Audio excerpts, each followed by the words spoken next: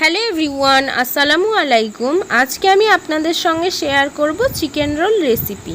তাহলে চলুন আর দেরি না করে আজকের রেসিপিটা দেখে নেওয়া যাক।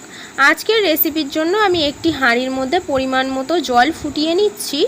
অন্যদিকে একটি বোলের মধ্যে পরিমাণ মতো ময়দা আর স্বাদ মতো নুন দিয়ে নুনটা ময়দার সঙ্গে ভালোভাবে মিক্স করে নিচ্ছি।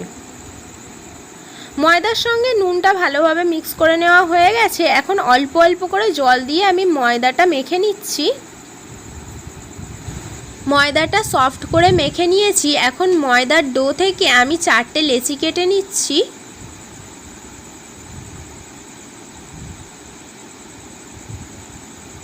ময়দার ডো থেকে 4টে লেচি কেটে নেওয়া হয়ে গেছে। এখন আমি একটি লেচি বেলে নেব। তার জন্য একটি রুটি বেলার পিনের ওপর অল্প একটু ময়দা ছিটিয়ে দিয়ে একটি লেচি বেলে নিচ্ছি।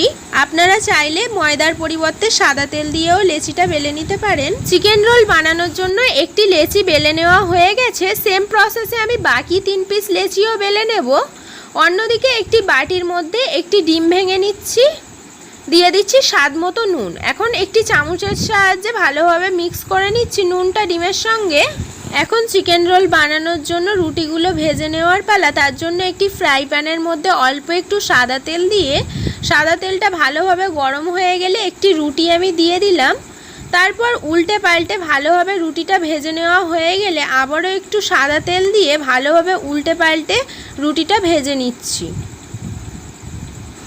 রুটিটা ভেজে নেওয়া হয়ে গেছে। এখন ওই একই ফ্রাই প্যানের মধ্যে পরিমাণ মতো সাদা তেল দিয়ে সাদা তেলটা ভালোভাবে গরম হয়ে গেলে আগে থেকে নুন দিয়ে ফেটে রাখা ডিমটা ঢেলে দিলাম। তারপর ডিমের উপর থেকে ভেজে রাখা রুটিটা দিয়ে তুলে নিচ্ছি।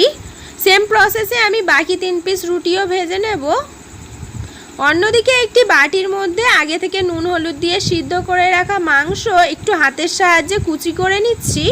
তারপর একটি ফ্রাই প্যানের মধ্যে পরিমাণ মতো সাদা তেল দিয়ে সাদা তেলটা ভালোভাবে গরম হয়ে গেলে গ্যাসের ফ্লেমটা হাইতে দিয়ে মাংসগুলো ভেজে নিচ্ছি। মাংসটা যেহেতু জাল দেওয়া তাই নেড়েচেড়ে হালকা ভেজে নিয়ে নুন হলুদ জিরে মরিচের গুঁড়ো আর শুকনো লঙ্কার গুঁড়ো দিয়ে অল্প একটু জল দিয়ে মাংসটা ভালোভাবে কষিয়ে নিচ্ছি।